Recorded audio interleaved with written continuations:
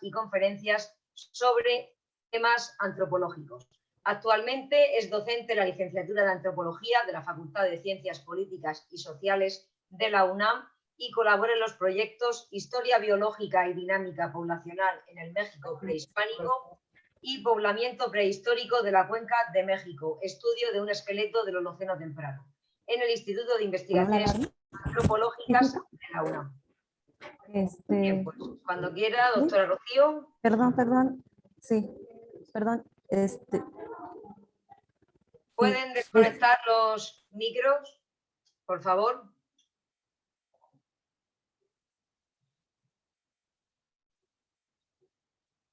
Perdón, se apagó. Híjole, acaba de sonar aquí la alarma sísmica y nos están evacuando. ¿Qué hago? Evacuar, yo creo, ¿no? ¿Sí? Me esperan. Sí, si le parece bien a todo el mundo, podemos aplazar 10 minutos en lo que vemos.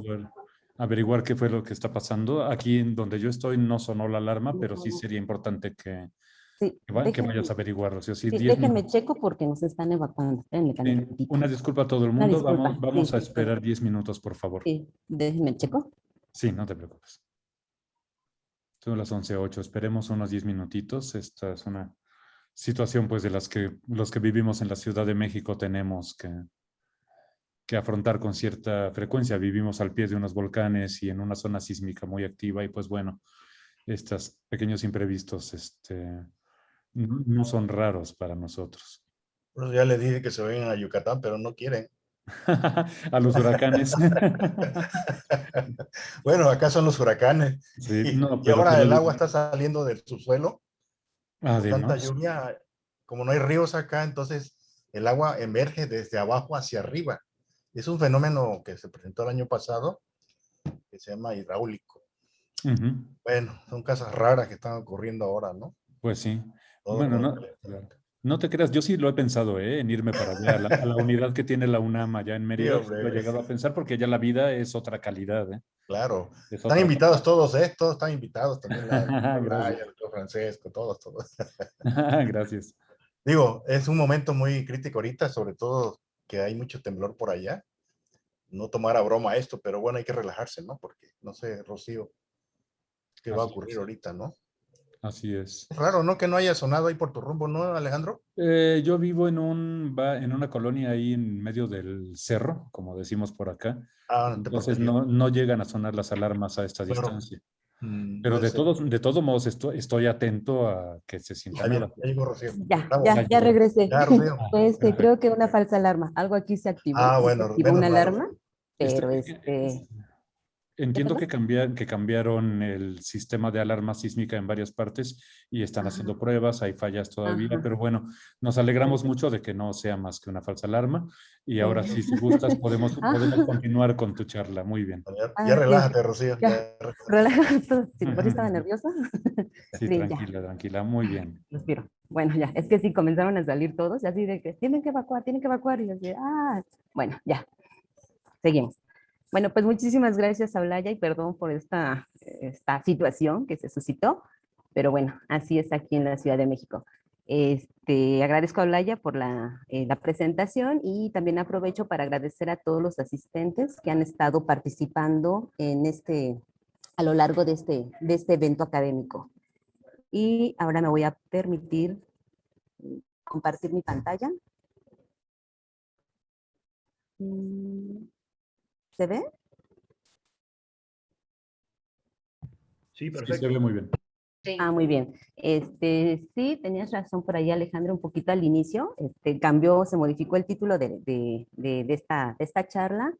Y bueno, el título ahora es Paleoantropología del poblamiento temprano en el Altiplano Central de México. Ahora sí lo centralizamos más. Entonces, como el título lo indica, en esta charla les voy a hablar un poco acerca de los principales hallazgos que se han realizado, hallazgos de restos óseos humanos, que se han realizado en la región que comprende el Altiplano Central de México, particularmente en áreas como la Cuenca de México y el Valle de Tehuacán, ¿no? Y un poquito vamos a a ver cómo se ha venido comportando la morfología de estas primeras poblaciones que ocuparon nuestro país.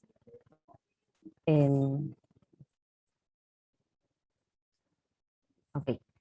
Pues bien, como ya se había comentado justo en las charlas anteriores con el doctor Carlos Serrano y con el doctor Alejandro Terrazas, México ocupa un papel bastante importante en el continente americano por su situación geográfica en cuanto al poblamiento de América se refiere. Como se había comentado también, digamos que el consenso general en el ámbito académico sobre las rutas que tomaron los primeros pobladores de este continente, hay digamos que un consenso en cuanto a estudios arqueológicos, genéticos, geológicos y desde la antropología física, en que fue precisamente esta área, el área que ocupó Beringia, por la zona en la que cruzan estas primeras poblaciones. Claro, sin descartar quizá hallazgos posteriores que puedan ocurrir y que de hecho están ocurriendo en algunos otros puntos del continente, como se ha venido también por ahí mencionando, con antigüedades considerables, y que bueno, todo esto más adelante quizá podría ir replanteando aquellas hipótesis que, como bien nos platicó el doctor Carlos Serrano, se han venido desarrollando, se desarrollaron a lo largo de este tiempo, ¿no? Entonces, ¿qué evidencias tenemos de la presencia del hombre temprano en México? Eh, Les voy a comentar solamente algunas o partes de las evidencias que tenemos aquí en nosotros en México sobre estas primeras ocupaciones. Entonces, estas evidencias van desde pinturas rupestres, como se puede observar en estas imágenes. Esta serie de pinturas fueron localizadas en el estado de Baja California, al norte del país, y como podemos ver aquí, en ellas se representan humanos, se representa fauna que formaba parte del entorno de estas primeras poblaciones, y que simbolizan quizá parte de la vida habitual de aquellos grupos humanos. En este caso podemos ver representaciones donde están cazando animales como venados, y además de representar animales terrestres, también hay algunos otros murales en estas cuevas donde se representan animales acuáticos. Y bueno, también tenemos diversos sitios a lo largo y ancho del país, donde se han podido localizar artefactos líticos, como puede ser en este sitio denominado El Fin del Mundo, en el estado de Sonora, también al norte de México, donde se ha encontrado un yacimiento arqueológico asociado a cazadores de megafauna. En este lugar se han encontrado diversas puntas que corresponden a la cultura Clovis, que es una de las culturas más antiguas y representativas de los primeros americanos, y este tipo de herramientas o de artefactos líticos han sido asociados o han sido hallados más bien directamente con restos de megafauna, particularmente de gonfoterios, como se puede observar aquí en esta representación. Y bueno, este tipo de herramientas se ha podido encontrar en varios puntos del país. También se han encontrado diversos cuevas con evidencias de fogones, de lascas, de restos de megafauna, que ya nos habla de este acercamiento entre estos primeros grupos humanos con la fauna la cual ellos coexistían. Y aquí les presento la evidencia de uno de los hallazgos digamos, de arte rupestre que se han encontrado aquí en nuestro país. Este es el caso del Sacro de Tequisquiac, que corresponde a un camélido fósil al cual al parecer fue, digamos, manipulado, se le trató de dar la forma de un cánido. Aquí podemos ver en los bordes algunos cortes que se realizaron en el hueso con la intencionalidad de dar una forma. Se trata de uno de los primeros hallazgos que se dan en nuestro país digamos, en los cuales nosotros podemos ver la presencia de los primeros humanos. Este fue localizado al excavar uno de los túneles que sirvió como canal de desagüe, o que ha servido como canal de desagüe para la Ciudad de México, ¿no? Aquí podemos ver a quien fue el presidente de nuestro país, Porfirio Díaz, con toda una comitiva que está recorriendo la zona por donde se fueron realizando estas exploraciones en las inmediaciones de la Ciudad de México, ¿no?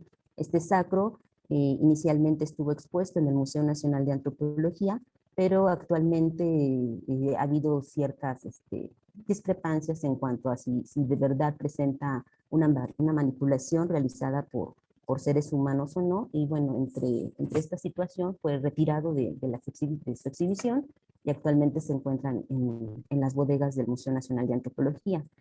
Y bueno, también tenemos hallazgos un poco más claros sobre la coexistencia del hombre con la megafauna.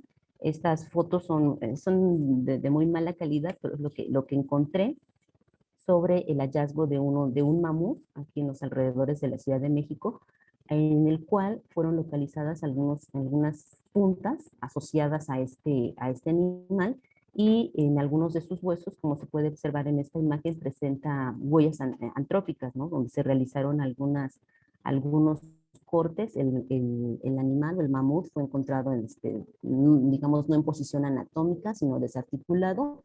Y esta es una imagen en la parte inferior, es una imagen tomada de una representación que se hace de este hallazgo en el Museo Nacional de Antropología e Historia. Ahí lo pueden encontrar. Y bueno, de este tipo de hallazgos también tenemos el caso de los mamuts que fueron localizados cercanos al lago de Texcoco, en las orillas de lo que fue el lago de Texcoco, en el sitio de Tocuila, también aquí en México, donde se pudo encontrar o se encontraron restos de tecnología de hueso, ¿no? Entonces aquí podemos ver también un fragmento de un hueso de mamut, en el cual se pueden observar que se le hicieron ciertos golpes de manera intencional para manufacturar herramientas a partir de este tipo de materiales. Y bueno, así como hay una gran cantidad, o hay una cantidad, digamos, representativa importante de la presencia de los primeros humanos en nuestro país, y su relación o su coexistencia junto con la megafauna con la cual se fueron encontrando. Y así también tenemos evidencias o tenemos huellas fosilizadas, como es el caso de esta serie de huellas, que fueron alrededor de 13, que se encontraron en el Valle de Cuatro Ciénegas, en Coahuila. Este fue un proyecto dirigido por el biólogo Arturo González, y estas huellas, aquí se puede ver, bueno, no se ven muy bien, pero aquí está la serie de 13 huellas fosilizadas. Aquí no sé si la alcancen a ver, pero también son evidencias que cuentan con alrededor de 10.000 años de antigüedad. Pero, ¿qué hay de los restos humanos? Hasta el momento se tiene, digamos que la colección de restos óseos esqueléticos del periodo precerámico, si bien no están todos en conjunto como una colección, la mayoría de ellos se encuentran resguardados por el Instituto Nacional de Antropología e Historia. Uno de ellos está actualmente en la Universidad Nacional Autónoma de México. Pero como pueden ver aquí en este cuadro, el primer hallazgo que tenemos en México sobre restos antiguos se da hacia finales casi del siglo XIX, ¿no? Con el caso del Peñón 1. Para la década de los 40 aparece uno de los más famosos restos antiguos que tenemos en México, que es el hombre de Tepexpan. En la década de los 50 aparecen todavía más, el caso de los esqueletos de Aztahuacán, de Chicoloapan, del Peñón de los Baños, del Tecolote. En los 60 también tenemos un número, digamos, representativo de ese tipo de materiales. En los 70 aparecen 2 cráneos que fueron recuperados en las excavaciones de Tlapacoya. Igual aquí en México, para los 80 tenemos al hombre de Chimalhuacán y otro. En los 90 no se da ningún hallazgo. Para inicios del siglo XX tenemos que comienzan a aparecer y a descubrir todos los esqueletos de los cuales nos habló el doctor Alejandro Terrazas en la charla pasada. Todos ellos son, digamos, que de los materiales más recientes que se tienen sobre este tipo de restos. Y bueno, ya después del 2010 aparece otro más en una de las cuevas sumergidas, y una serie de cráneos o de esqueletos que aparecen en la parte norte de nuestro país. Y bueno, aquí vemos un poco la distribución. Entonces, en el caso de México tenemos únicamente, digamos que 3 sitios o 3 áreas en las cuales se han encontrado o tenemos la evidencia de restos óseos humanos antiguos. Uno de ellos, de los más recientes que han aparecido, son 6 cráneos que aparecen en un sitio llamado La Punta, muy cercano a la ciudad de Ensenada. Tenemos aquí donde se han ocurrido el mayor número de hallazgos, en el centro de México, y los materiales que fueron recuperados de las cuevas sumergidas en la península de Yucatán, que son de los que nos habló justo el doctor Alejandro Terrazas. Y bueno, en términos generales tenemos alrededor, o en México se han recuperado alrededor de 58 esqueletos humanos del periodo de la etapa precerámica de México, y como podemos ver en esta tablita, aquí tenemos el número de individuos, el sitio donde se han localizado y el estado al que corresponden. Muchos de ellos, o la mayoría de estos materiales, se han encontrado en la Cuenca de México, particularmente en el área que comprende la Ciudad de México, junto con el Estado de México, ¿no? Y otros más en Puebla, y los de Quintana Roo, que son de los más abundantes que hemos tenido. En este cuadro podemos ver las dataciones que se tienen de ellos. Aquí es importante mencionar que también hay casos en los que no se han podido fechar por las condiciones físicas y químicas en las que se encuentran este tipo de materiales. Entonces, en el caso de la Cuenca de México podemos ver que el esqueleto más antiguo corresponde a un sitio denominado Peñón de los Baños. Aquí las fechas que se están presentando son fechas absolutas, no están calibradas. Y para el caso de la península de Yucatán también podemos observar, como ya había comentado el doctor Alejandro, el esqueleto de Najarón es el más antiguo para aquella área, y bueno, en general para todo el país, este es el esqueleto con mayor antigüedad. Y bueno, tenemos a los de Baja California, a los del Valle de Puebla, Tlaxcala, que es un poquito también de los que vamos a hablar hoy, y los de la Cuenca de México, que además de tener de los esqueletos más tempranos, es donde también se han localizado los esqueletos más tardíos, ¿no?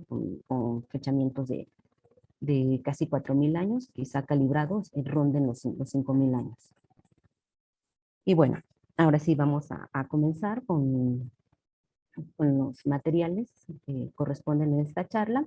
Entonces, como les decía, yo les voy a hablar un poco de los restos esqueléticos que se han encontrado en el Altiplano Central.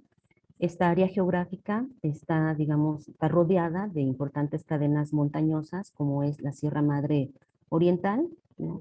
La Sierra Madre Occidental, y en la parte sur, ya nos hablaba también el doctor Alejandro, tenemos el eje neovolcánico transversal que cruza nuestro país desde la parte poniente hacia el oriente. Entonces aquí al centro es donde tenemos el área donde han aparecido todos estos restos esqueléticos, con alturas que oscilan entre los 1.500 y un poco más de los 2.000 metros sobre el nivel del mar.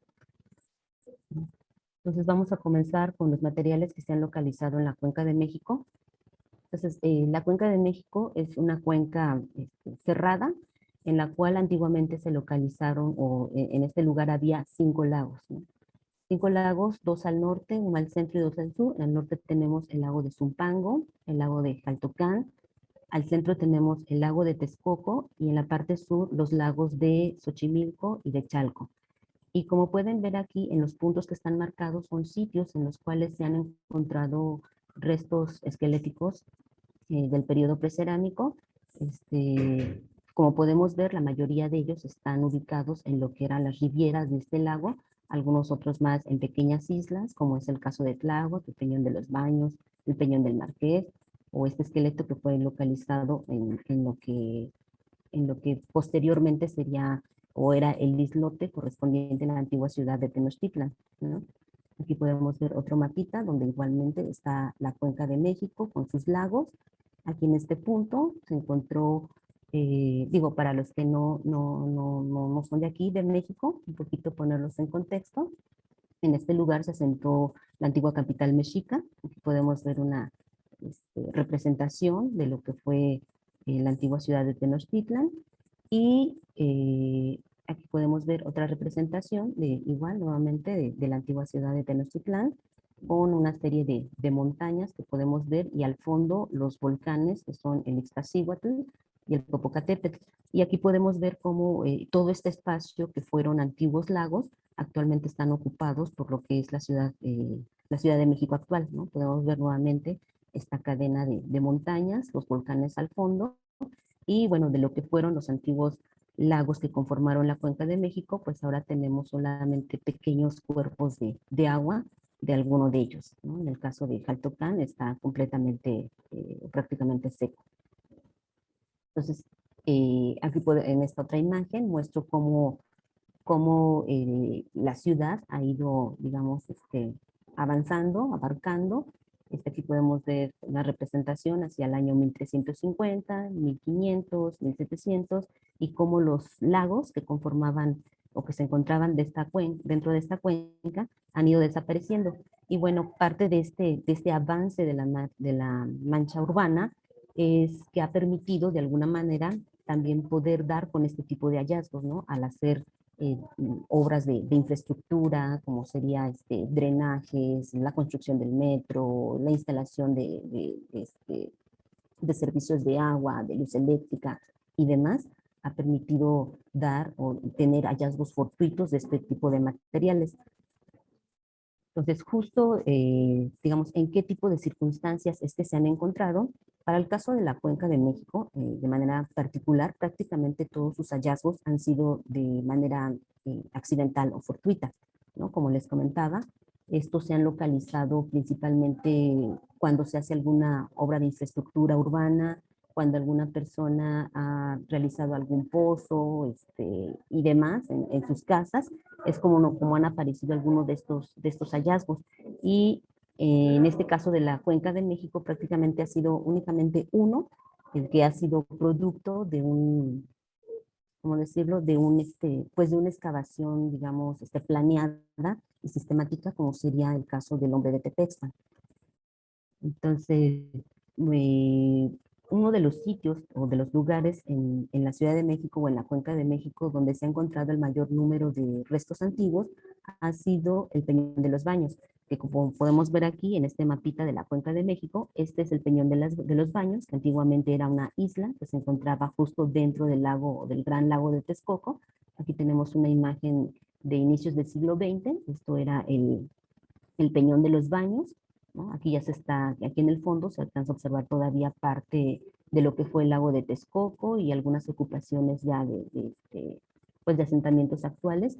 Y bueno, ya hoy en día, este es el Peñón de los Baños, se encuentra justo, o esta colonia se encuentra justo a un costado de lo que es el Aeropuerto Internacional de la Ciudad de México. Como podemos observar aquí en esta imagen, todo esto está habitado. Justo en la cumbre del Peñón de los Baños se encuentra el radar del Aeropuerto Internacional, y en este lugar ha sido uno de los sitios en los que se ha encontrado un mayor número de este tipo de materiales, y todos estos hallazgos, vuelvo a repetir, son hallazgos accidentales o fortuitos, ¿no?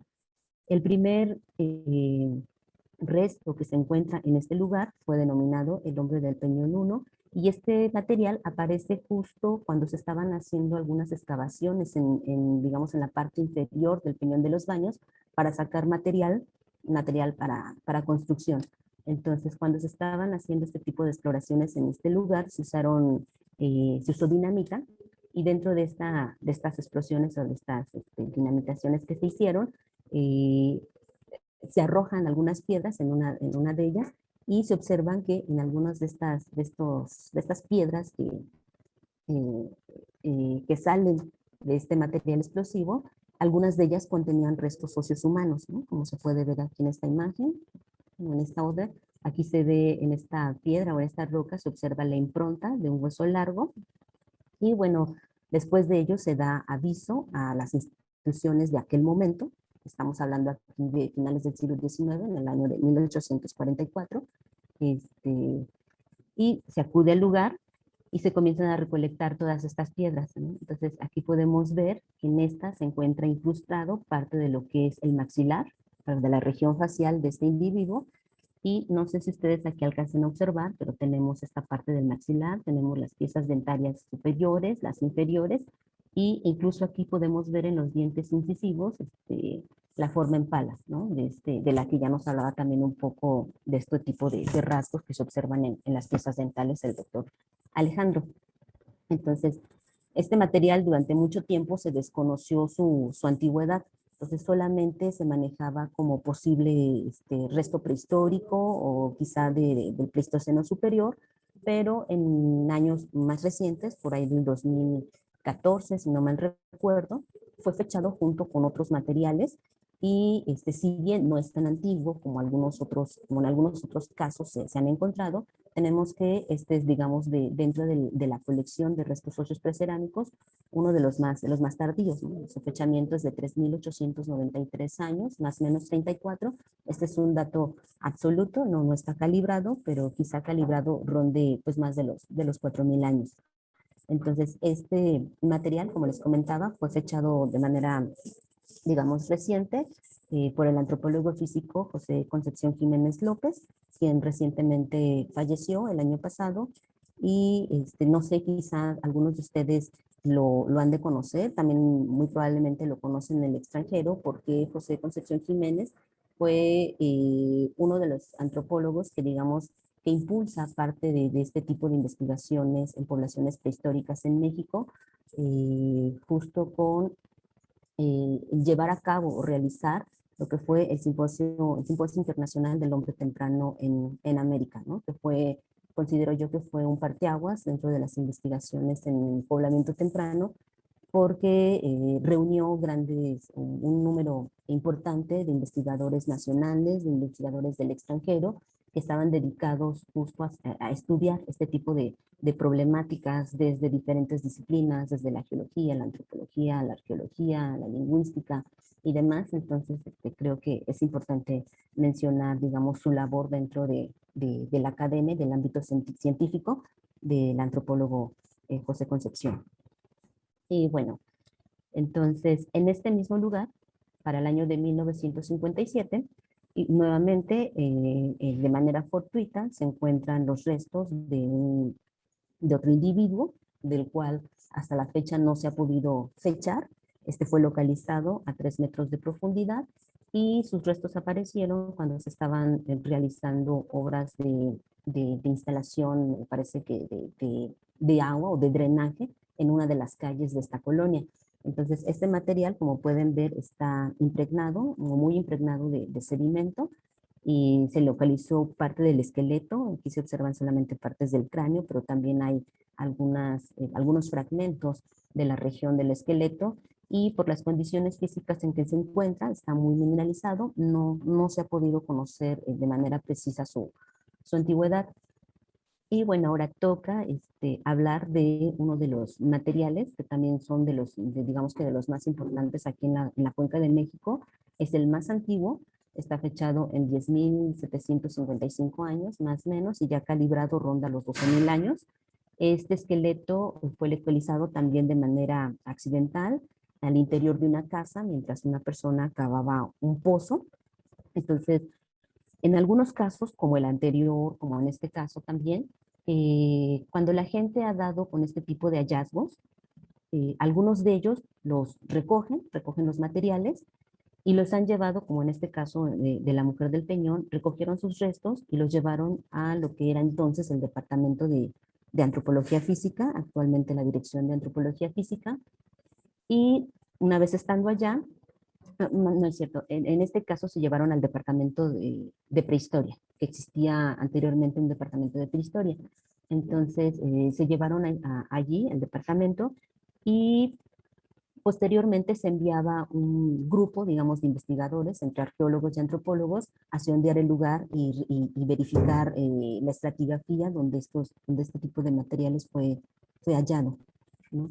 Entonces, este es un esqueleto bastante importante aquí en nuestro país, es de los mejor preservados, como se puede observar en la imagen.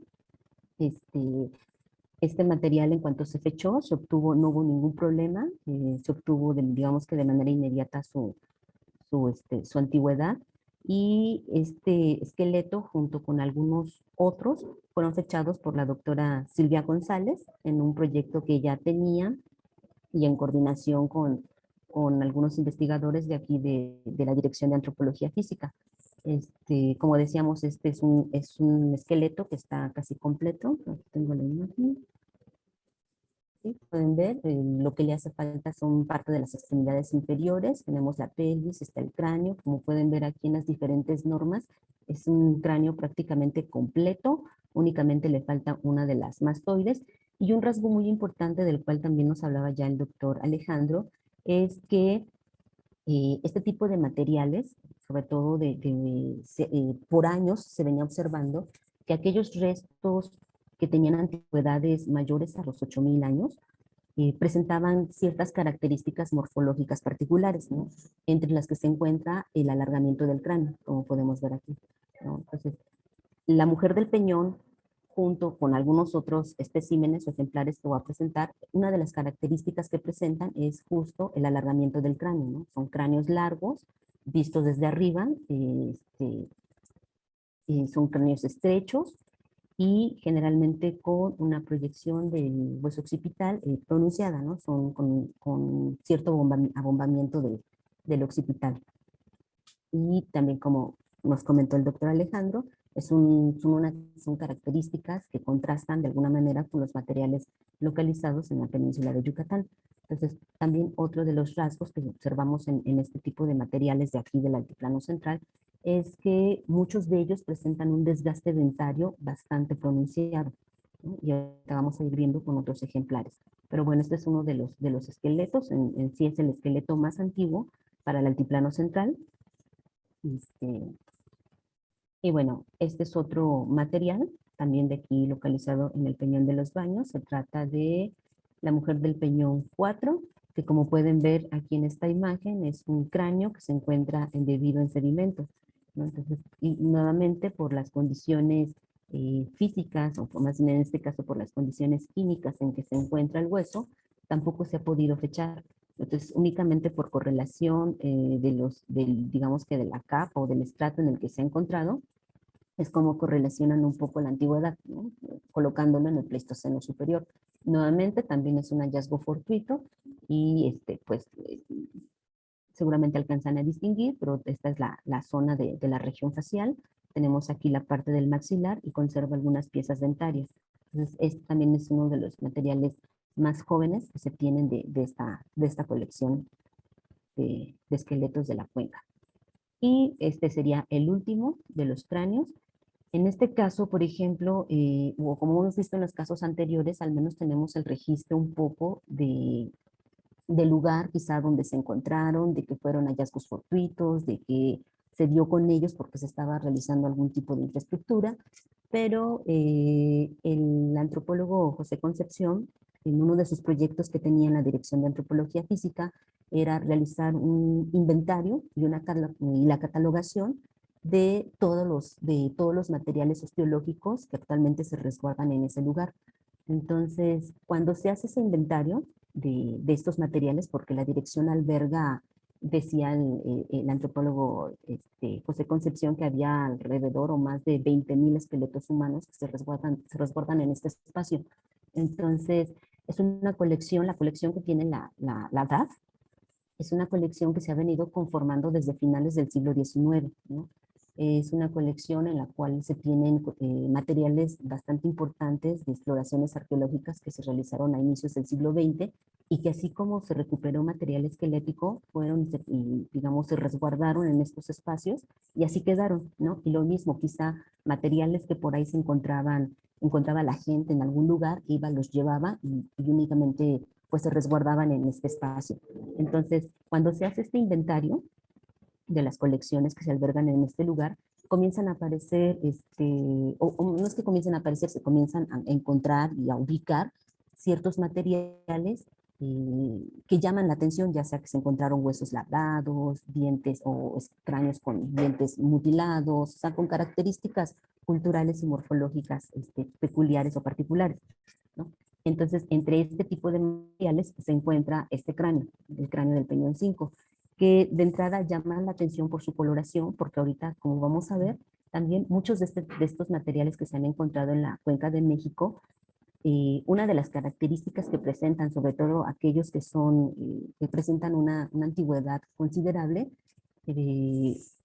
digamos que uno de los rasgos que ellos presentan es la coloración, ¿no? Que como se puede ver aquí, una coloración oscura, que digo, no es un indicador preciso o justo de que se trate de un material antiguo, pero con la experiencia que se tiene sobre este tipo de materiales aquí en la Cuenca de México, sí nos está, digamos, llamando un poco la atención la coloración del hueso, porque como vamos a ver ahorita, otros de los materiales de los cuales sí se conoce su antigüedad, justo presentan este tipo de coloración, y bueno, también se han considerado otra serie de rasgos como es la morfología.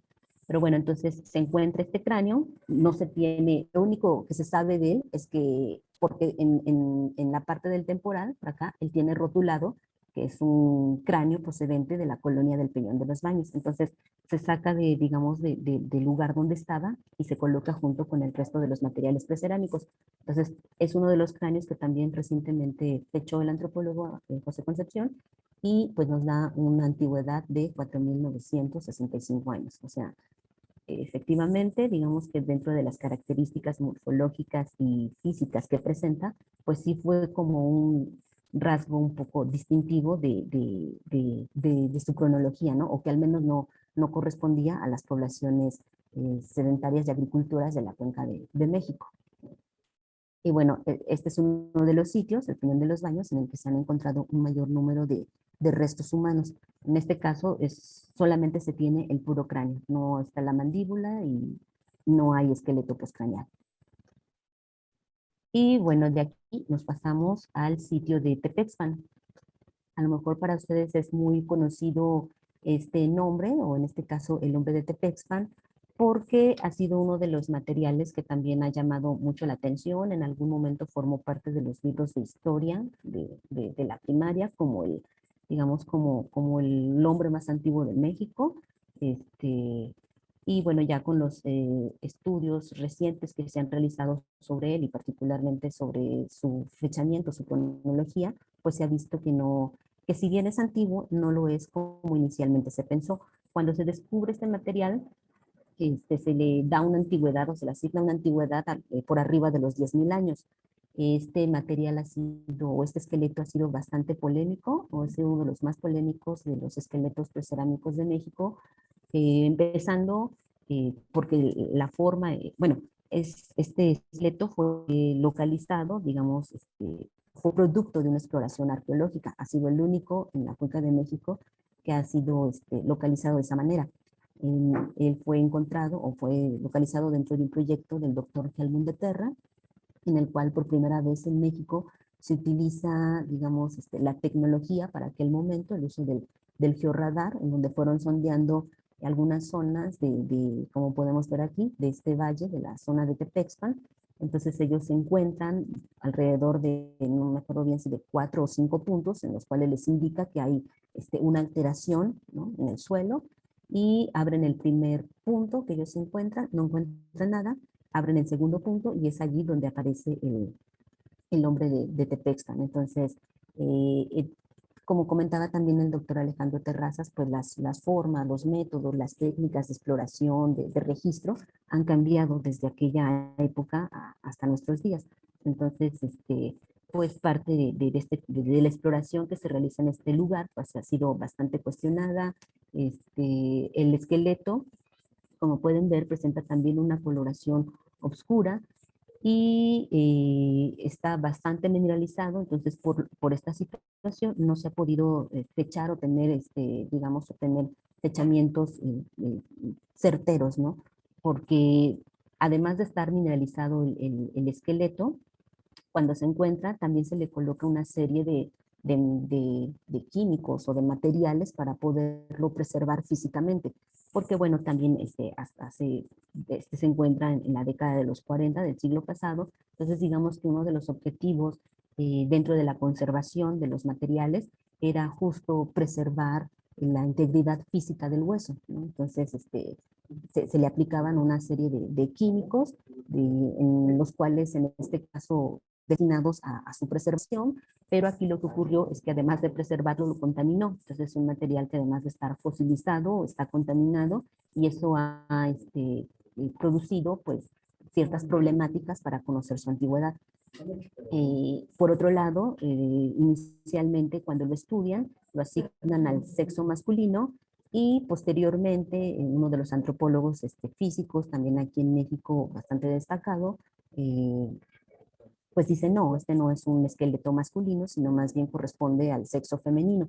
Entonces ha habido aquí una polémica, algunos actualmente lo siguen considerando como un esqueleto femenino, otros más no lo consideramos de esa manera, se han hecho diferentes estudios o análisis morfológicos en este esqueleto y bueno, que lo asignan al sexo masculino.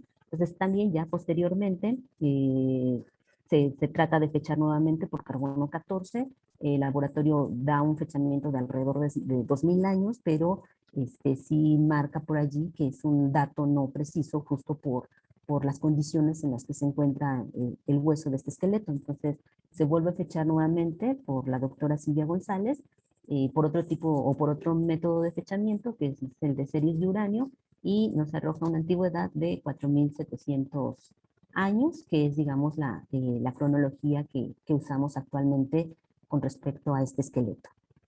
De él se tiene también parte del esqueleto postcraneal y, como les decía, él sí es producto de una exploración arqueológica destinada justo a la localización de restos prehistóricos. Y bueno, para 1953, en el poblado de Santa María Aztahuacán, actualmente esto también forma parte de la Ciudad de México, en un antiguo manantial de este lugar, se localizan los restos también de alrededor de 3 individuos, ¿no? Aquí podemos ver el manantial, era un manantial que era ocupado para una especie de lavaderos en el lugar. Entonces, también por allí en algún momento vino un estudiante de Estados Unidos, George Ones, que viene a México y observa, anda haciendo por ahí recorridos y observa que en uno de los brocales de este manantial se asomaban algunas piezas óseas. Aquí no se ve muy bien la imagen, ¿no? Pero se observan y también reporta, da aviso al Departamento de Prehistoria y allí también se envía una comitiva de investigadores, entre ellos Arturo Romano, el maestro Arturo Romano, quien ha trabajado o quien trabajó este tipo de materiales, porque él es quien finalmente viene, bueno, regresa al lugar, hace las exploraciones y recupera y posteriormente es quien da a conocer o publica algunos artículos de este tipo de materiales. Entonces, en este lugar, les comentaba, se encuentran 3 individuos, 2 masculinos y uno de sexo femenino, también bastante mineralizados, ahí por la década finales de los 80 los fechan, y les asignan una antigüedad por arriba de los 10.000 años, ¿no? Con estos materiales se encontraron artefactos líticos que me parece que sí están en la dirección de antropología física. Son unas puntas que se encuentran cercanas a ellos. Entonces aquí vemos a 2 de estos esqueletos. El tercer esqueleto solamente está conformado por algunos fragmentos del postcraneal. Entonces, como podemos ver aquí, nuevamente una de las características que presentan estos materiales es que tienen una gran robustez, ¿no? Aquí podemos ver las mandíbulas, las zonas del maxilar, del frontal, en ellos incluso, en algunos de ellos se llega a formar una quilla a lo largo de la sutura sagital.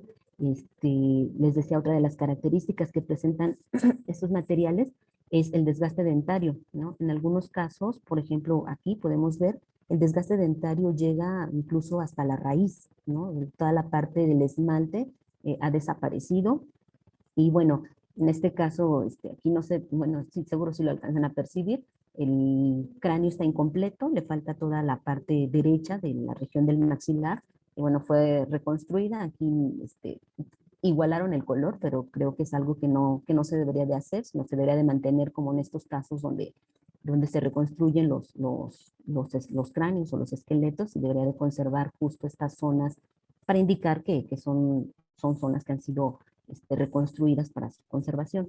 Entonces, nuevamente vemos aquí la coloración, son materiales pues muy mineralizados, que adquieren por los componentes físicos del suelo de aquí de la Cuenca de México, adquieren este tipo de coloración, ¿no? Y aquí vemos un diente que no brotó en su lugar, sino es un canino que está fuera del lugar donde debería de haber brotado. Y bueno, estos son los cráneos del poblado de Azahuacán. En 1955, nuevamente, de manera accidental, se encuentran los restos del ejemplar que se conoce como el hombre de San Vicente Chicolhuapan. Esto es también en las zonas colindantes del Estado de México con la Ciudad de México. En este lugar también, en su momento, campesinos cavaban un pozo de agua en sus tierras de cultivo, como se puede ver aquí, y encuentran este cráneo. También lo extraen, lo sacan de su lugar y lo llevan aquí sí a la dirección o al departamento de antropología física. En el departamento de antropología física se recibe, se resguarda, y como 2 años después de su hallazgo, envían una comitiva a explorar el sitio donde fue localizado este material. Entonces regresan al lugar, aquí como podemos ver, hacen la excavación arqueológica y bueno, recuperan algunas piezas dentarias y algunos objetos culturales como metates del sitio donde fue localizado este cráneo. También fue fechado junto con, con la mujer del Peñón, con Tepexpan y otros, y arrojó una antigüedad de 4.410 más o menos 50 años, ¿no? También no se ve muy bien en la foto, más bien no se ve, pero también es un cráneo que se caracteriza por tener una forma alargada. Y bueno, aquí ahora vamos a ver unos esqueletos que fueron recuperados en esta cueva, denominada la Cueva del Tecolote. Esta se encuentra en el Valle de Tulancingo, muy, muy cercano a la Cuenca de México, en el estado de Hidalgo. En este lugar, también la arqueóloga Cynthia Irwin localizan los restos de 2 individuos. Estos también digamos que son producto de una exploración arqueológica. Ellas localizan esta cueva, van bajando por diferentes niveles, se van encontrando materiales que corresponden a otras fases culturales más recientes, y bueno, ya conforme ellos fueron bajando, se detienen, después se encuentran unas grandes piedras que se desprendieron del techo de esta cueva, del interior, y al retirarlas y continuar bajando, dan con el hallazgo de de 2 individuos masculinos, los cuales fueron encontrados junto a los restos de algunos perros. Se dice que estos materiales presentan marcas antrópicas, y bueno, también al interior de la cueva, encontraron algunas pinturas rupestres, ¿no? Es, digamos, el sitio donde se encuentra. Aquí está la cueva y esta es la entrada. Entonces, en este lugar, aquí vemos nuevamente, son dos individuos masculinos. También se tiene parte del esqueleto postcraneal. Pues aquí podemos ver también la reconstrucción que se le hacen a ellos. O sea, se encuentran fragmentados, incompletos, se tratan de armar y de dar pues la forma original, ¿no? Entonces también podemos ver en este caso cómo son cráneos bastante robustos. En este caso, este cráneo se encuentra actualmente en exhibición en la sala de poblamiento, ahí en el Museo Nacional de Antropología. Entonces, lleva años ahí colocado. Difícilmente se puede tener acceso a él para poder medir o realizar algún tipo de estudio, porque está, como les digo, está en exhibición. El que sí se tiene en bodega, o en la resguardado, es otro individuo, y es uno de los cráneos más alargados que se tiene, bueno, que tiene una forma bastante alargada, a diferencia de los demás que se tienen de esta colección. Y nuevamente podemos ver que aquí el patrón de ellos son desgastes dentarios bastante pronunciados. Muchos de estos casos presentan abscesos, como podemos ver aquí, ya donde el individuo estaba a punto de perder la pieza dentaria. Podemos ver la robustez que se en las mandíbulas. Les decía, en algunos de ellos se llega a formar una especie de quilla, ¿no?, ligera sobre la estructura sagital, y con unos maxilares muy, muy robustos, ¿no? Y bueno, ahora pasamos con el sitio de Tlapacoya. Aquí también durante varios años se llevaron a cabo exploraciones arqueológicas. En esta época se estaba construyendo una de las autopistas importantes de aquí de la Ciudad de México, que saca, digamos, hacia otro estado, hacia el estado de Puebla. En este lugar se les llevaron también, les digo, durante algunos años, exploraciones arqueológicas por parte de los arqueólogos José Luis Lorenzo y Lorena Mirambel. En este sitio se encontró también abundante cantidad de artefactos líticos y demás, y entre ellos 2 cráneos humanos. En este caso, este cráneo, que fue fechado por ellos y más adelante se fechó nuevamente, y las cronologías más o menos coincidieron, está en alrededor de 10.000 años, es decir, 10.200 años de antigüedad. En este caso, este cráneo, cuando aparece, lo encuentran los trabajadores del sitio, del lugar en el que estaban excavando. Pero los mismos trabajadores, digamos que en el trabajo, de los arqueólogos, se dice que por costumbres de la población, ellos lo encuentran y lo vuelven a enterrar, ¿no? O sea, no dan aviso, en este caso, a las autoridades, que eran los arqueólogos, no dan aviso de su hallazgo, lo vuelven a enterrar, lo colocan ahí entre unas piedras grandes, ¿no? Lo ponen allí, digamos que lo desaparecen, y tiempo después, pues ya por ahí alguien da aviso o se retiran esas piedras y se da con él, y entonces ya se avisa que sí, que ya se había encontrado, pero que se había vuelto a enterrar, ¿no? Entonces, si bien es producto de una exploración arqueológica, pues se perdieron en este caso también pues toda la información que pudo haber sido recuperada in situ en el lugar del hallazgo, ¿no? Entonces, y nuevamente, como podemos ver, aquí es un cráneo bastante alargado que presenta un gran desarrollo de los arcos superciliares, al igual que otros, un cráneo también robusto. De él solamente se tiene esta parte del cráneo, no tiene la región facial, le falta todo el postcraneal, y bueno, es lo único que se pudo recuperar en este lugar. Y más adelante, en este mismo sitio, también se recuperaron los restos de los fragmentos de otra calota, de otro cráneo, ¿no? Que fue fechado. Aquí podemos ver, está pues muy erosionado, ¿no? En este caso costó bastante trabajo, igual por la fragilidad en la que se encuentra el hueso, costó mucho trabajo poderlo pues restaurar, ¿no? Y esta es parte de, estas son imágenes tomadas de los textos de las publicaciones, pues no se ve muy bien, ¿no? Pero este es el sitio donde sí aparece este hallazgo. Y bueno, como les comentaba, en la Ciudad de México pues se han hecho, como en muchas otras ciudades, trabajos de infraestructura urbana, entre los cuales han aparecido numerosos hallazgos, ¿no? Entonces, en el caso de la construcción del sistema colectivo metro, han ocurrido el hallazgo o el descubrimiento tanto de estructuras prehispánicas, como podemos ver aquí. Esta se encuentra, de hecho, dentro de una de las estaciones del metro. Ahí está una estación de transborde de una línea con otra, y entre el cruce de estas líneas para transbordar hacia la otra, pues podemos ver que se encuentra esta estructura prehispánica. Se han encontrado mamuts, como es en este caso, en una de las estaciones del metro, que de hecho lleva como símbolo un mamut, es la estación del metro Talismán, y también se ha dado con el hallazgo de algunos materiales óseos, como fue con el caso, o como ha sido con el caso del hombre Valderas, el cual aparece también durante la construcción de esa estación, que lleva así el nombre, de nombre Valderas, es igual una estación de transbordo. Entonces, en este lugar pues se hicieron excavaciones a gran profundidad. Se dice que este cráneo del hombre del metro Valderas aparece aproximadamente a unos 3 metros de profundidad, ¿no? Y nuevamente es un hallazgo fortuito.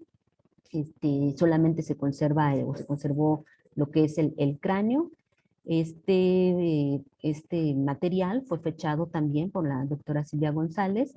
En este caso, este esqueleto, junto con otro, que ahorita vamos a ver también, se encuentran bastante mineralizados. No se pudo fechar de manera directa por carbono 14, y entonces en este caso lo que se fechó fue el sedimento que contiene el cráneo en su interior. En su interior contiene impregnado sedimento que corresponde a la capa superior, ¿cómo se llama esta? Bueno, corresponde a una capa de las últimas fases eruptivas del volcán del Nevado de Toluca. Entonces, digamos que está fechado de manera indirecta, y el fechamiento que le fue asignado a este material está en 10.500 años, junto con otro esqueleto que vamos a ver más adelante. Y nuevamente, ¿no? Vemos aquí un cráneo bastante robusto. Digo que son características físicas que contrastan con los materiales que se han encontrado en la península de Yucatán, que son de morfología más grácil, y en este caso podemos ver igual bastante robusto, un desgaste dentario impresionante. También hay un trabajo que se ha realizado, que justo realizó el doctor Carlos Serrano con otros colegas, en los cuales ellos analizaron el desgaste dentario de varios de estos ejemplares y llegaron a la conclusión de que como estos restos presentan desgastes no precisamente sobre la superficie oclusal, sino en algunos casos los desgastes se dirigen hacia su cara lingual y en el siguiente diente hacia su cara vestibular, es decir, hay como mucha simetría en el patrón del desgaste dentario, pues se ha asociado a un desgaste originado o causado por utilizar las piezas dentarias como herramientas de trabajo, ¿no? Esto es el sujetar, no sé, a lo mejor pieles o fibras y demás para realizar algo. Entonces, usar los dientes como herramientas, pues los llevó a tener también este tipo de desgaste, digamos, asimétrico que se observa en ellos. Y bueno, son materiales que también a muy temprana edad se observa ya este desgaste, como vamos a ver ahorita. Este es el otro caso que les decía, es el llamado hombre de Chimalhuacán. Este fue localizado también de manera accidental en el año de 1884 en el municipio de Nezahualcóyotl, en el Estado de México, ¿no? También en este caso el esqueleto se encontró junto con un conjunto de artefactos líticos. En este caso lo que se hizo fue que el esqueleto se envió a la Dirección de Antropología Física y los materiales líticos se enviaron a la Dirección de Laboratorios, ¿no? O sea, se separaron. Como podemos ver aquí, también se trata de un cráneo con una morfología bastante peculiar, robusto, es alargado. Nuevamente observamos aquí la formación de esta quilla sagital. El desgaste dental que presenta también es bastante pronunciado. Les digo, en muchos casos llega hasta la raíz, hasta la cámara pulpar, ¿no? Mandíbula también con la evidencia de fuertes inserciones musculares. Vemos los malares muy robustos, el desarrollo del arco supraorbital también bastante pronunciado, ¿no? Y es un cráneo que también fue, que se encontraba bastante fragmentado y que, como podemos ver aquí, fue reconstruido, en algunas otras zonas fueron consolidadas, ¿no? Y este es el espacio donde se encuentra este esqueleto. Se tiene también, es uno de los esqueletos también más completos que se conservan, ¿no? Aquí vemos es el mismo cráneo en otra norma. Vemos aquí la apófisis mastoides, también bastante desarrollada, ¿no? Aquí podemos ver algunas partes de lo que son sus piezas dentales. La coloración de la que les hablaba tienen una coloración bastante oscura. Unos los tocan, digamos al golpe suave, es un sonido muy peculiar, ¿no? Que nos habla también de su fosilización. Y bueno, otro de los hallazgos también que se tienen es el denominado hombre de Texcoco.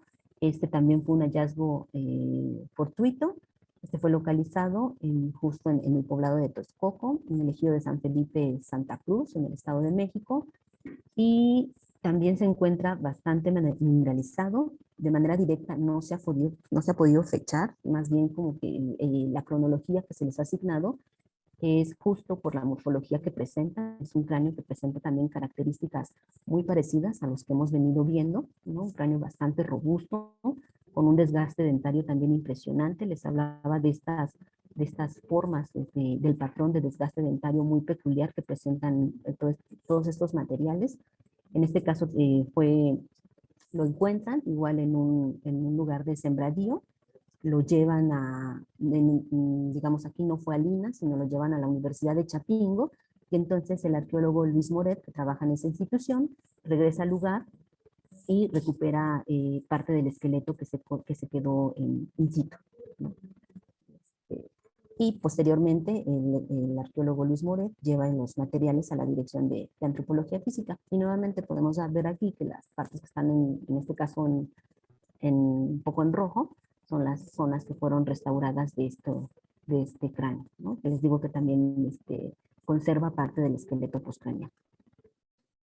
Y bueno, aquí tenemos a los cráneos del Peñón del Marqués. El Peñón del Marqués también en tiempos antiguos era un pequeño cerro o una pequeña isla que se encontraba dentro de los antiguos lagos que ocupaban la Cuenca de México. Y el Peñón del Marqués también son materiales que se fueron, digamos, recuperando dentro de este inventario que se realizó en la DAF y que nuevamente por las características físicas que presenta la coloración y esto fue que se sacaron del sitio de donde estaban y que entonces se pasaron a la colección de restos precerámicos y bueno, más adelante fueron fechados y nuevamente vemos que tiene un fechamiento y más de 4000 años, ¿no? Y así como son 3 individuos, este está conformado únicamente por el cráneo, este solamente por el maxilar y la mandíbula, parte de la mandíbula, y el tercer individuo por algunos fragmentos de los huesos coxales. Entonces, también como pueden ir viendo, muchos de estos materiales están bastante fragmentados, están incompletos, algunos más solamente están representados por una mandíbula, o como ya nos mencionaba también el doctor Alejandro Terrazas, en el caso de la Cueva de los Grifos, en Chiapas solamente se encontró una pieza dentaria, ¿no? En Tepexpan también en algún momento también se encontró una pieza dentaria asociada a megafauna, de la cual también desapareció de la colección, no se sabe dónde quedó. Y bueno, también era una pieza, también así está el caso de una mandíbula de un infante localizada en el poblado de Jico, aquí en la Ciudad de México, también asociada a restos de megafauna, de la cual también no se sabe en dónde quedó esa pieza, solamente se tiene el registro porque está la publicación, pero el material como tal se desconoce. Y estos son otros materiales también encontrados durante la elaboración de este inventario de toda la colección, porque les digo, es una colección muy, muy grande que llevó años. Es más, yo no sé si actualmente ya se haya terminado, pero eran años que se le habían destinado a su catalogación, a su inventario, a su cambio de embalaje y reconocimiento, ¿no? De ver qué es lo que había en cada una de estas cajas.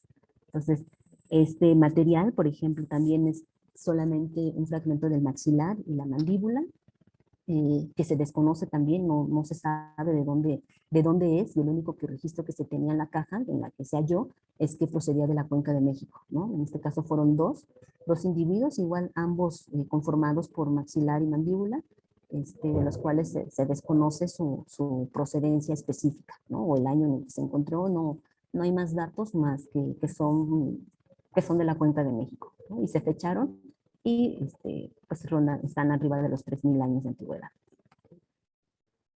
Y bueno, del que vamos a hablar ahora es el caso más reciente, o de los más recientes que se tienen de los hallazgos de restos prehistóricos localizados aquí en la Cuenca de México. Este esqueleto fue denominado como la mujer de Tláhuac, ¿no? Digamos, es de los más recientes que se tienen, pero que originalmente fue localizado en el año de 1966. Y decimos de los más recientes porque este material fue entregado a la al Instituto de Investigaciones Antropológicas, de manera particular le fue entregado al doctor Carlos Serrano en el año de 2013. Pues por una persona que llevó los restos y que se los dio, y lo único que esta persona le dijo al doctor Serrano es que estos materiales habían sido localizados por un arquitecto que estaba llevando a cabo una edificación en Tláhuac. También no se sabe ni dónde, ni de dónde, o sea, ni el lugar específico de la edificación que se estaba realizando, ni del nombre del arquitecto, ni de nada, solamente dijo que eran los materiales habían sido localizados por un arquitecto que los había encontrado al hacer esta construcción durante la cimentación de esta edificación. Nos entrega la caja, una caja con características, digamos, físicas antiguas, ¿no? O sea, una caja que no era reciente. Entonces nosotros al abrir la caja y al ver el contenido, lo primero que vimos pues, fue el cráneo, porque en general todo el material, el esqueleto postcraneal está bastante fragmentado, el cráneo también está fragmentado, como pueden ver aquí, pero ese sí, como que la persona que lo encontró tuvo el cuidado de mantenerlo fijo lo más posible. Entonces, dentro de esa caja había otra caja más pequeña en la cual estaba contenido el puro cráneo, ¿no? Estaba en su interior, tenía lleno de sedimento aún, pero no los da, les digo, abrimos la caja y entonces encontramos que dentro de esta caja estaba este pequeño croquis que hizo el arquitecto, y como podemos ver, un croquis bastante somero, en el cual él indica, localiza aquí, no sé si alcancen a ver, pero un poco la posición del cráneo, ¿no? También menciona que junto a él se habían localizado, y pone aquí un asta de mamut, y que también había encontrado lo que él llamó un molcajete, ¿no? Aquí lo representa, un molcajete con su mano, ¿no? de molienda, la profundidad, la estructura, la zapata que se estaba realizando, y es todo lo que tenemos. Entonces aquí hay otras piedras, ¿no? Otros artefactos que él localiza y que representan este pequeño croquis. Entonces nosotros cuando vemos el material, cuando vemos el cráneo, lo primero que nos llama la atención, porque bueno, nos dice que se había encontrado junto a una asta de mamut, junto a una piedra de molienda, ¿no? Pero son materiales de los cuales nosotros no tenemos o no nos consta digamos, que sean, pues que efectivamente se hayan encontrado, porque lo único que nos llevó fue la pura caja, y les digo, de ahí más datos no pudimos obtener o no se pudo obtener de esta persona. Entonces, lo primero que vimos pues fue ver la coloración del cráneo, ¿no? Que era un cráneo bastante oscuro, pero que sin embargo la morfología contrastaba con lo que hasta ese momento se conocía sobre la morfología de los primeros habitantes de nuestro país y del continente en general, ¿no? Que ya habíamos visto que se van a caracterizar por ese tipo de morfología, de presentar cráneos alargados. Sin embargo, llamó la atención también que presentaba un desgaste dentario bastante peculiar, como lo que hemos venido viendo, pero la morfología contrastaba. Entonces, inicialmente nosotros pensamos que su antigüedad quizá no podría ir más allá de los 3.000 o 4.000 años, ¿no? Que a lo mejor era ya, como ya presenta una morfología reciente, ¿no? Probablemente se trataba, sí, de las primeras ocupaciones en la Cuenca de México, pero quizá ya ocupaciones sedentarias o agricultoras, ¿no? Más no de un resto muy antiguo. Entonces, más adelante, pues ya viendo pues, que presentaba un patrón de desgaste dentario peculiar, una coloración también que llamaba la atención, entonces se decidió mandar a fechar, ¿no? Y se manda a fechar este material, y nos llevamos la sorpresa de que presentaba una antigüedad bastante considerable, ¿no? Ya calibrado, ronda alrededor de los 9.300 años antes del presente. Entonces, pues sí, como vamos a ver ahorita un poquito más adelante, sí cambió parte de lo que se conoce o de la idea que se tenía sobre la morfología de los primeros americanos, y eso ahorita lo vamos a tocar. Entonces, podemos ver aquí la representación del esqueleto. En sí está representado por casi todas las estructuras que conforman el esqueleto, ¿no? Tenemos cráneo, mandíbula, escápulas, clavículas, costillas, parte del esternón, extremidades superiores e inferiores, columna vertebral, huesos de mano, huesos de pie. En este caso, lo que por las características físicas que presentan los huesos, pues muchos de ellos fueron fracturados durante su extracción, ¿no? Durante su exploración, por decirlo así, o sea, durante el levantamiento, muchos de ellos fueron, porque presentan las características físicas de haber sido fracturados recientemente. Entonces ya aquí podemos ver el cráneo, ¿no? Es un cráneo que contrasta con la morfología de los cráneos que hemos venido viendo. Es un cráneo bastante grácil, corresponde a una mujer. Dentro de su gracilidad también se observan algunas características un tanto robustas, pero es un cráneo corto, ¿no? A diferencia de los cráneos que hemos venido viendo para la Cuenca de México, ¿no? Es un cráneo corto que presenta un desgaste dentario también bastante pronunciado. Y bueno, aquí tenemos un acercamiento de la mandíbula. Aquí podemos ver cómo en esta parte de los molares, cómo el desgaste abarcó o terminó prácticamente con todo el esmalte, llegando hasta la raíz. Aquí podemos ver claramente cómo se observa la cámara pulpar, ¿no? Aquí tenemos ya un problema infeccioso de esta persona. Y bueno, son este tipo de patrón de desgaste dentario, sí bueno, en lo que hemos visto, sí se llega a encontrar en sociedades cazadoras recolectoras, pero en estas de la etapa precerámica es muy, les decía, es bastante peculiar y mucho más pronunciado, a diferencia de poblaciones de etapas posteriores, ¿no? Aquí tenemos la mandíbula, son las mandíbulas, tanto de restos femeninos de la mujer de Tláhuac, ¿no? Con 9.000 años, de Aztahuacán, igual de una mujer con 10.000 años. Aquí tenemos del Peñón de los Baños, con 12.000 años, y la Cueva de Tezcal, ¿no? Todas ellas presentan un desgaste dentario bastante pronunciado, a diferencia de los materiales de la península de Yucatán. Aquí prácticamente la incidencia de caries es bastante baja. Aquí el problema que nosotros estamos viendo en ellos es más bien, digamos que quizá problemas causados por el desgaste dentario, ¿no? Que llega a la raíz, que llega a la cámara pulpar y que posiblemente se produce más adelante una infección, un absceso y bueno, y termina en la pérdida de la pieza dentaria. En este caso, aquí se ve un hoyito, pero no es una caries, sino fue este molar fue perforado más bien para la toma de una muestra para algún procedimiento. Pero en ellos, y lo mismo ocurre en esto. Pero problemas de caries es bastante baja la incidencia en estos ejemplares de aquí de la Cuenca de México o del Altiplano Central.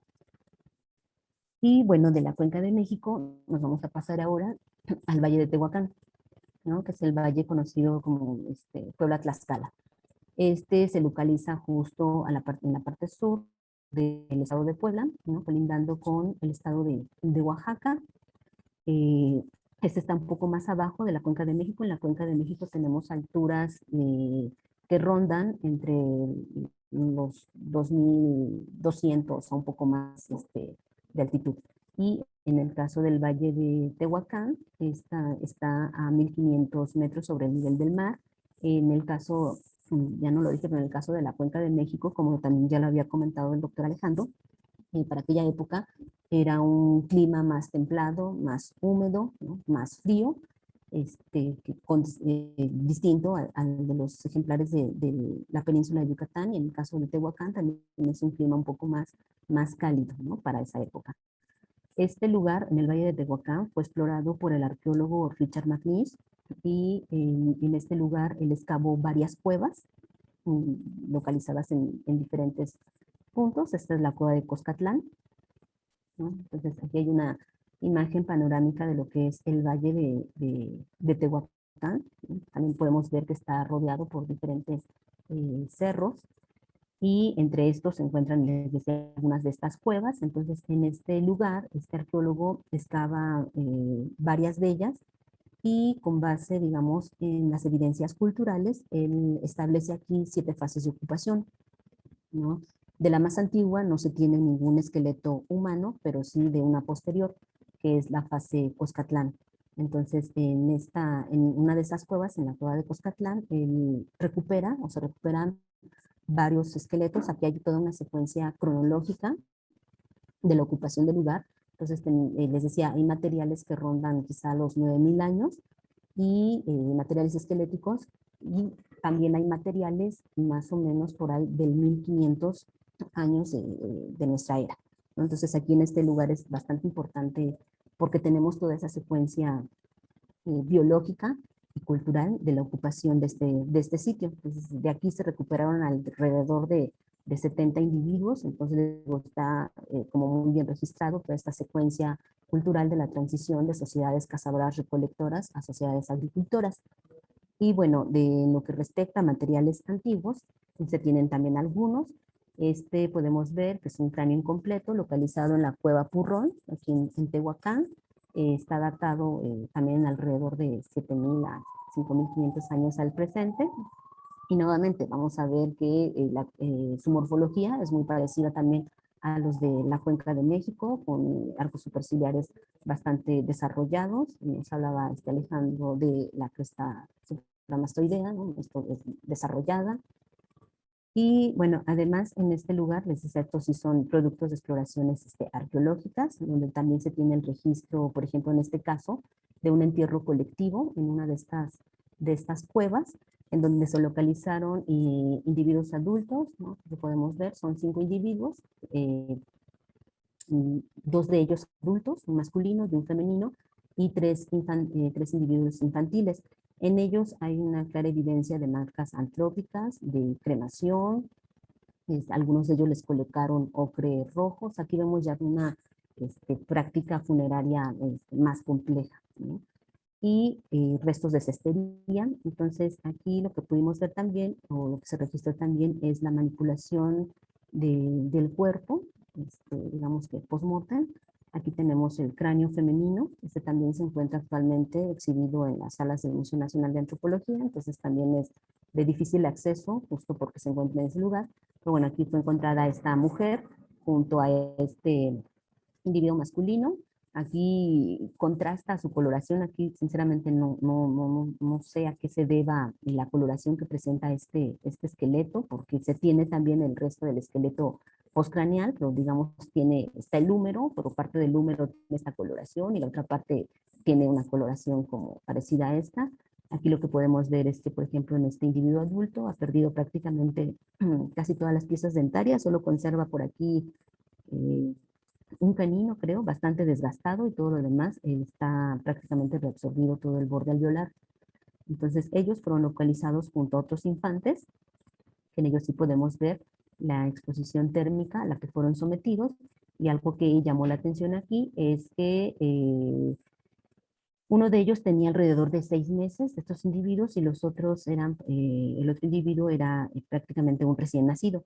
Entonces aquí lo que hicieron fue que colocaron a los 2 infantes, pero decíamos hay una manipulación del cuerpo post-mortem, entonces ¿cómo sería? Se les quitaron las cabezas y se intercambiaron, ¿no? La del infante más pequeño le fue colocada el cráneo del infante de mayor edad y viceversa, ¿no? Este es el recién nacido, ¿no?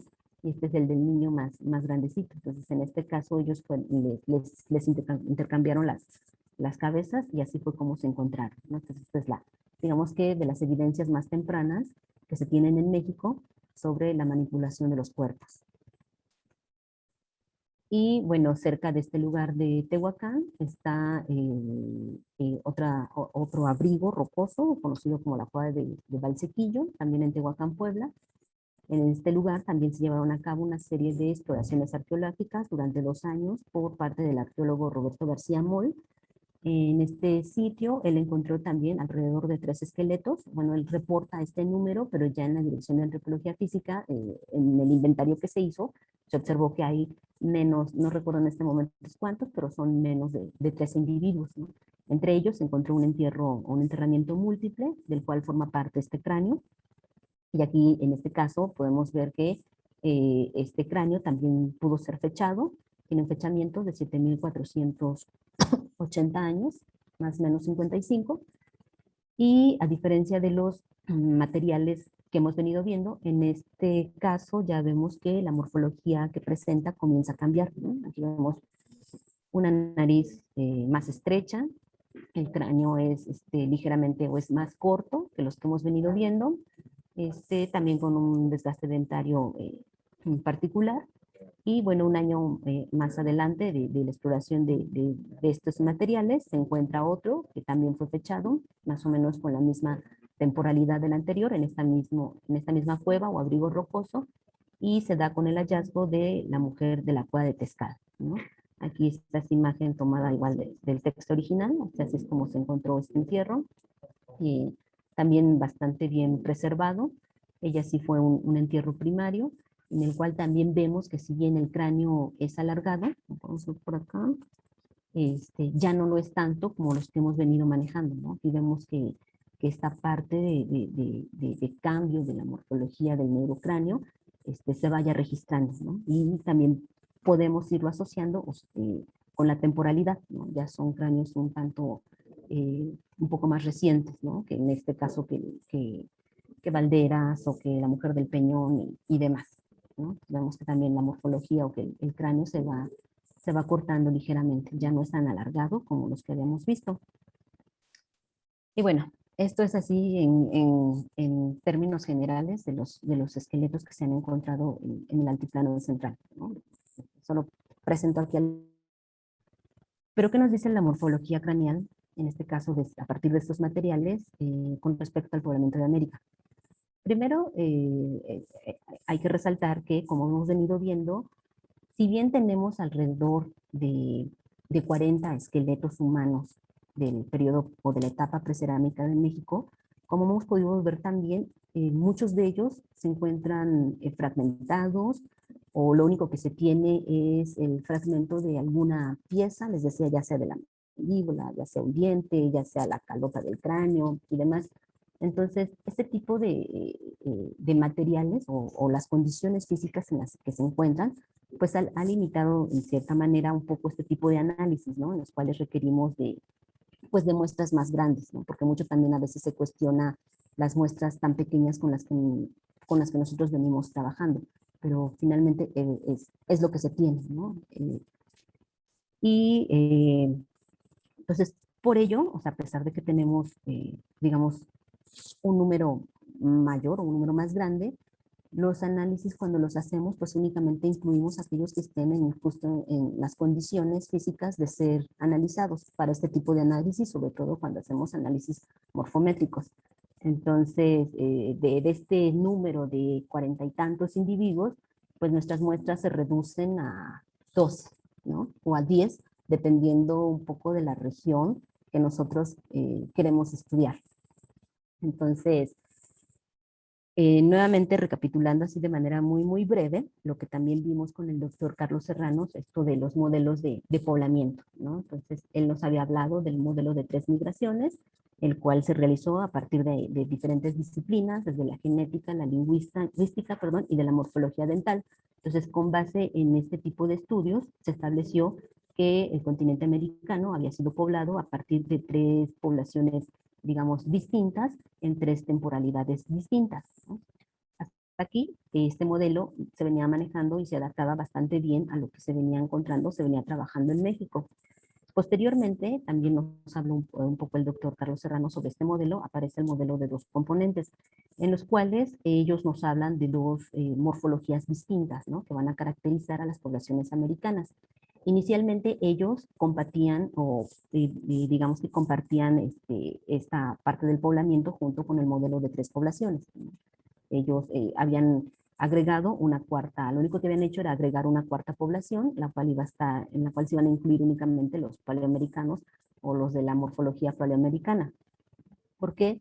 Porque al hacer análisis estadísticos donde se incluyeron poblaciones más tardías de aquí de América, se incluyeron poblaciones con morfología paleoamericana, que hablábamos de los cráneos alargados, y se compararon con cráneos de otras partes del mundo, se observó que justo los cráneos de las poblaciones paleoamericanas se agrupaban con poblaciones de África, de Australia, de Melanesia y demás, pero no con las poblaciones americanas, ¿no? Con las poblaciones más tardías, o las poblaciones de los nativos americanos. Con ellos no. Entonces, por eso es que este modelo lo que plantea es hablar de 2 componentes morfológicos.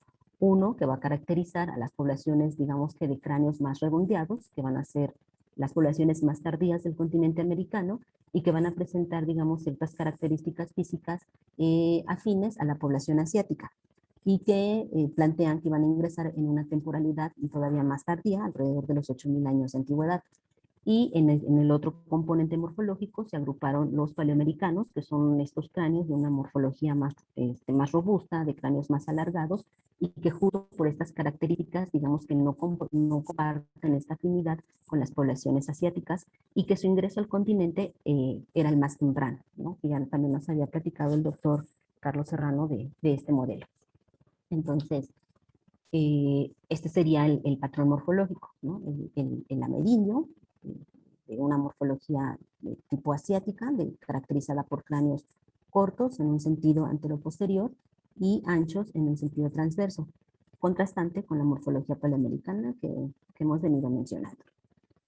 Entonces, este tipo de morfología Como decíamos, la vamos a observar en las poblaciones más antiguas de América. Aquí tenemos un cráneo, el cráneo de Chimalhuacán, de México, pero también se ha registrado o se observó que este tipo de morfología paleoamericana se encontró en poblaciones históricas más recientes. En el caso de México tenemos un grupo que todavía estaba presente durante la conquista y que desapareció por ahí del siglo XVIII, ¿no? Que es el grupo de los pericúes, asentado en la península, en el extremo sur de la península de Baja California.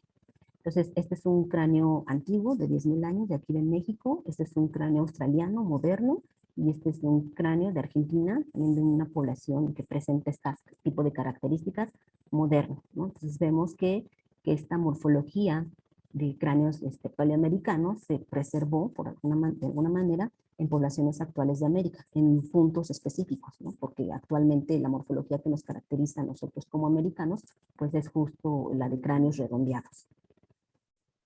Y bueno, la interpretación o la explicación que dan estos autores a la presencia de esta morfología es que, digamos, cuando los primeros Homo sapiens salen de África, pues hay como una expansión rápida, digamos, por el resto del mundo. Entonces, porque salen de África, algunos de ellos se dirigen hacia las islas del Pacífico Sur, hacia Australia, y otros de manera rápida hacia el norte de Asia, y entran a América. Entonces, digamos que es así como llegarían los primeros americanos con este tipo de morfología, y que posteriormente, en un periodo más tardío, ya con una morfología más especializada, en este caso ellos hablan de una morfología más adaptada hacia los climas fríos, que sería la morfología de cráneos redondos, sería la que llegaría de manera posterior al continente americano, ¿no? Entonces, hasta aquí todo iba muy bonito, y en un primer análisis exploratorio, donde únicamente utilizamos las medidas que se usan para calcular el índice craneal horizontal y el índice facial, que son 4 medidas, y buscando algunas otras en fuentes bibliográficas de algunos otros cráneos de Norteamérica, de México y de algunos puntos de Sudamérica e incluso algunos del norte de China. Hicimos digamos, un primer análisis exploratorio sobre la forma del cráneo en general, ¿no? Contrastando estos dos índices. Y podemos ver aquí en este gráfico que los puntos rojos son los que corresponden a las poblaciones mexicanas, ¿no? Tenemos algunos de la península de Yucatán, de aquí del centro de México, y también tenemos algunos del Valle de Tehuacán, por acá, ¿no? En punto rosa tenemos materiales como Kennewickman, como Spirit Cave de Norteamérica, de los Estados Unidos. En verde tenemos algunos cráneos, creo que nada más es 2, de la parte meridional de Sudamérica, y en punto azul de la parte nororiental de Sudamérica, y en punto negro por acá tenemos algunos del noreste asiático. Entonces, ¿qué nos dice en primera instancia este gráfico realizado a partir digamos que de los índices, de 2 de los índices craneales? Es que, pues en primera instancia vemos que la mayoría de ellos se van a caracterizar por ser cráneos alargados, ¿no? Aquí vemos, utilizando estas clasificaciones para las formas del cráneo, vemos que la mayoría de ellos se encuentra en lo que se denomina como dolicráneos, ¿no? Que son los cráneos en sentido anteroposterior más alargados, y pasando después con los mesocráneos, y ya en muy baja incidencia tenemos cráneos cortos dentro de estas primeras poblaciones o de los esqueletos más antiguos del continente. Pero también podemos observar a su vez que si bien todos ellos son cráneos alargados, pues dentro de esta misma categoría hay una amplia diversidad, ¿no? O sea, vemos que hay cráneos que están muy, muy alargados y otros que están todavía menos alargados. O sea, digamos que el usar este tipo de categorías, pues cierra un poco esa diversidad que en realidad hay. Y bueno, ya como cráneos, en cuanto a la anchura de la cara, pues vamos a ver también que la mayoría de ellos, de este tipo de materiales, va a presentar caras anchas, que también el doctor nos había comentado en su plática, esta cuestión de la disarmonía craneofacial, es decir, el tener neurocráneos alargados con regiones faciales cortas y anchas. Entonces aquí vemos también que muchos de los cráneos alargados de este tipo de poblaciones van a presentar a su vez caras cortas y anchas. El único que tiene esta correspondencia en cuanto a la forma del neurocráneo con la región facial es Kenny Beckman, ¿no? Él sí tiene un cráneo alargado con una cara alargada y estrecha, ¿no? Esto fue utilizando, digamos que nada más los índices craneales o dos de los índices craneales. Ahora bien, ¿qué sucede en la población mexicana, aquí del altiplano central? En un análisis multivariado, donde únicamente incluimos 12 cráneos, ¿no? Por las condiciones físicas de lo que ya hablábamos, incluimos 12 cráneos, entre ellos la mujer del Peñón, y bueno, aquí también incluimos dos de los cráneos de la península de Yucatán, que es la mujer de Las Palmas y el hombre de Mugnal, ¿no? Aquí están. Entonces, en este análisis exploratorio de regresión de mínimos cuadrados parciales, nosotros lo primero que hicimos fue tratar de estandarizar la muestra y entonces considerando que el sexo, digamos que es una de las principales fuentes de variación, que nos va a arrojar diferencias porque son masculinos o porque son femeninos, se estandarizó la muestra y entonces se eliminó el efecto del sexo.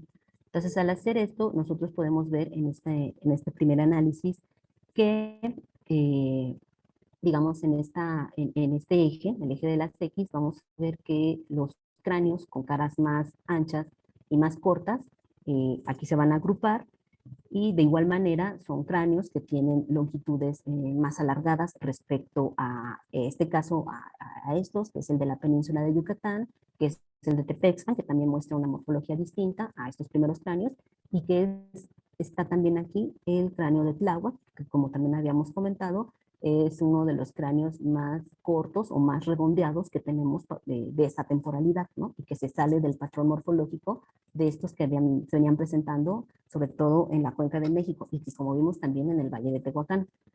Entonces, aquí lo que en primera instancia nos está diciendo este primer análisis es que el efecto del tamaño, o del tamaño, es una fuente importante, ¿no? Y sí ya vimos que, también lo había comentado el doctor Alejandro Terrazas en su charla, que los cráneos de aquí, de la Cuenca de México o del Altiplano Central, pues son cráneos más robustos, son cráneos más grandes y que, bueno, como hemos visto, presentan una morfología distinta a los cráneos de la península de Yucatán, que son, digamos, en general, si bien son cráneos que presentan cierta robustez, son de morfología, digamos, un poco más grácil que la de los del Altiplano Central, ¿no? Además, aparte de esta cuestión que hablábamos de la forma del neurocráneo. Entonces, quitando el efecto del tamaño también, estandarizando la muestra y quitando el efecto del sexo y del tamaño, que también nos está influyendo aquí, para analizar ahora sí únicamente lo que sería la forma del cráneo, vamos a ver cómo en esta ocasión seguimos manteniendo el grupo de cráneos largos y estrechos, con caras bajas y anchas de estos materiales, pero en este caso ya la mujer de Las Palmas, que está por acá, perdón, y el hombre de Mugnal se nos agrupan con esta morfología paloamericana. Y aquí lo que está influyendo dentro de esta variabilidad, o digamos que las zonas que están influyendo para hacer esta agrupación nuevamente, ya quitando el efecto del sexo y del tamaño, es que todos ellos se van a caracterizar por presentar frontales más estrechos, ¿no? Aquí digamos que las medidas que están influyendo para hacer esta discriminación es la anchura del frontal, la anchura mínima del frontal, ¿no? La longitud del frontal, que nos marca como frontales estrechos y largos, y la longitud de los parietales. Y como también nos comentaba el doctor Alejandro, en este caso, en este análisis, porque podemos ver aquí que sí, que efectivamente en este caso la mujer del Peñón presenta un abombamiento pronunciado del occipital, pero justo esta medida no está influyendo en este análisis de multivariado que se realizó para esta muestra. Entonces ya eliminando estos efectos vamos a ver que efectivamente estos dos cráneos de la península de Yucatán, en cuanto a forma, tienen una forma que los asemeja más a las poblaciones, que los asemeja justo a las poblaciones paleoamericanas del centro de México, y que en este caso cráneos de morfología más recientes como Tláhuac, como Tezcal, se agrupan en otro punto de este gráfico, pues que se nos está saliendo también dentro del patrón morfológico que se había venido manejando, o dentro de esta teoría que se venía manejando durante los últimos años, ¿no? Y bueno, posteriormente hicimos un análisis también de análisis multivariado, en este caso un análisis discriminante, donde incluimos muestras ya no solamente de la etapa precerámica de México, sino incluimos muestras de poblaciones con morfología, poblaciones modernas. Les hablaba del caso de los cráneos de los pericúes, que se extinguieron hacia mediados del siglo XVII, que conservan la morfología paleoamericana y que de hecho son todavía más largos que los cráneos de la etapa precerámica. Entonces incluimos este tipo de cráneos, ¿no? de morfología paleoamericana, de un tipo de sociedad con una economía basada en la caza-recolección. Estos son cazadores-recolectores. Incluimos otro grupo explorado en una de las cuevas de Coahuila, de la cueva de la Candelaria, donde también van a presentar este tipo de morfología paleoamericana. También son sociedades, digamos, históricas, porque también son cazadores-recolectores. Y en rojo tenemos a las poblaciones prehistóricas, y en estos otros grupos tenemos del área maya, tenemos de Tlatilco, que son una población aquí de la Cuenca de México, que se encuentra en esa transición de la caza-recolección a la agricultura, y otros de Chihuahua, ¿no? Entonces, en este caso, digamos que la manera de eliminar el efecto del sexo fue incluyendo únicamente cráneos femeninos. Aquí no hay cráneos masculinos. Entonces, aquí, como podemos ver, lo que nos agrupó del lado izquierdo digamos, del eje de las X, es a todas estas sociedades cazadoras-recolectoras, y que, bueno, se van a caracterizar por ese tipo de morfología.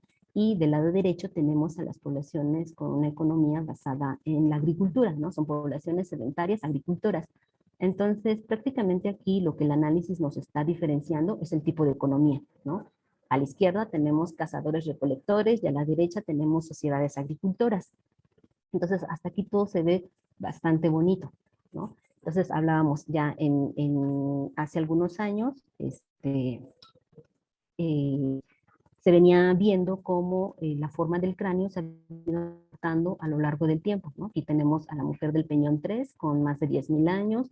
Después tenemos aquí el cráneo de la Cueva de Tezcal con 7,000 años, donde vemos que la morfología del cráneo pues ya está cambiando, ¿no? Ya no es completamente, si bien el cráneo sigue siendo alargado, ya no lo es tanto, se viene haciendo un poco más corto y más ancho. Y bueno, ya en las poblaciones de hace más o menos 5,000 años, pues podemos ver aquí una morfología de un cráneo bastante globular. Entonces, hasta aquí, todo esto, o hasta hace unos 15 años, esto se venía manejando así, y con base en las evidencias y en todo lo que se venía, pues se venía desarrollando en cuanto al poblamiento de América. Todo venía coincidiendo bastante bonito, la agricultura, la modificación del cráneo, y todo ello venía como muy correlacionado. Pero, primero, cuando aparecen los cráneos de la península de Yucatán. Rocío, disculpa, Sí. es que ya excedió mucho el tiempo. Si pudieras Ay, perdón. resumir, por favor, ya, sí, disculpa, pero Sí, perdón. gracias. No, ya, bueno, resumiendo. Entonces, lo que hemos visto es que la morfología del cráneo pues ha cambiado, ¿no? Y en un inicio se venía como asociando a, digamos, al cambio de tipo de economía. Pero cuando aparece el cráneo de Tláhuac, pues nos viene a romper todas estas ideas o todas estas teorías que se venían desarrollando, porque es un cráneo bastante antiguo, pero con una morfología que contrasta con lo que se venía encontrando aquí sobre todo en el centro de México. Entonces, de aquí ya me voy muy rápido. En los últimos 10,000 años, esta morfología ha venido apareciendo, no solamente aquí en América, sino en algunas otras partes del mundo, en Europa, en África, pero bueno, aquí en América es la que más va a caracterizar a las poblaciones, ¿no?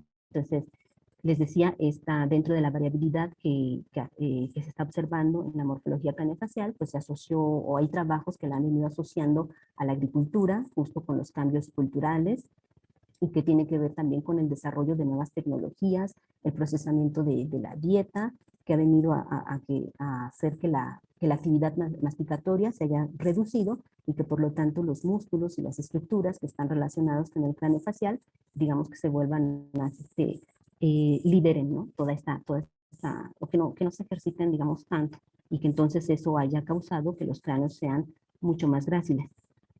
Entonces, híjole, aquí me voy más rápido, pero análisis de isótopos estables que se han realizado en poblaciones antiguas, en este caso en el Valle de Tehuacán, también nos comentaba el doctor Alejandro sobre este tipo de dieta que se viene,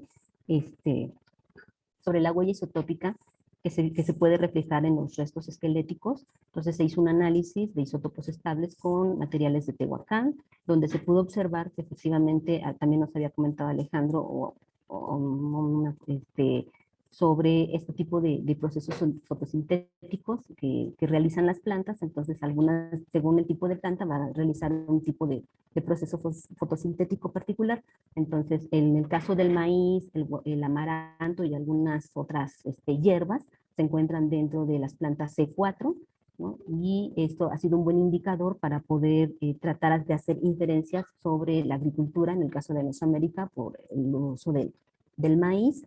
Y bueno, en este análisis que se hizo en poblaciones de Tehuacán y de la Cueva de Testal, se pudo ver muy bien a partir de este tipo de análisis cómo se diferencian las poblaciones que eran cazadoras recolectoras, en donde la huella isotópica del C4 no es tan evidente, a diferencia de poblaciones de este mismo lugar, donde se sabe que ya eran agricultoras y que la huella isotópica cambió. Entonces aquí podemos ver que se trata de grupos que efectivamente dentro de su dieta básica estaba incluido el maíz, ¿no?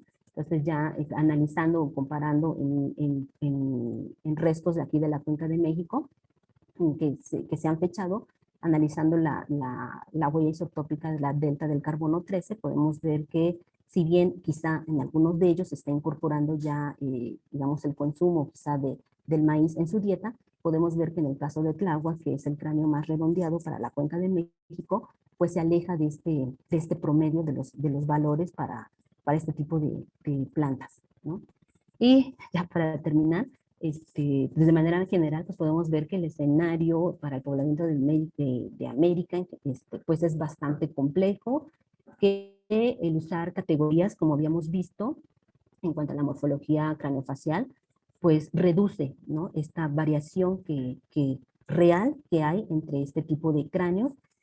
Y también, igual como lo había comentado el doctor Alejandro, vemos que la diversidad en cuanto a la morfología que existe entre este tipo de poblaciones, pues es muy, muy amplia, ¿no? Y eso es en términos generales. Y ya, termino. Muchas gracias.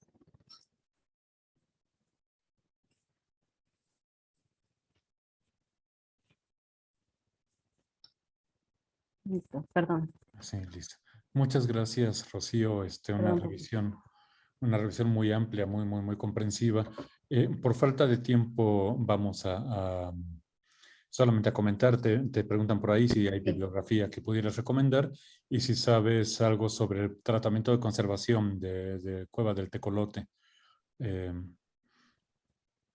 Esto de hecho hay muy poca información al respecto, son trabajos Sí, de restauración de hace décadas y hace años. y ha sido muy problemático precisamente por eso hacerlo. Bueno, pues muchísimas gracias, Rocío, muchas Sí, perdón. felicitaciones. Vamos a darle la palabra a la doctora Olaya Llanos, que nos va a hacer una síntesis de lo que se ha tratado a lo largo de la serie de conferencias. Muchas gracias, Olaya, te cedo la palabra. Sí, gracias, Alejandro. Brevemente, porque se nos ha ido un poquillo el tiempo. Bueno, agradecer a la doctora Rocío su explicación sobre la paleoantropología en el poblamiento antiguo del altiplano de México, creo que era.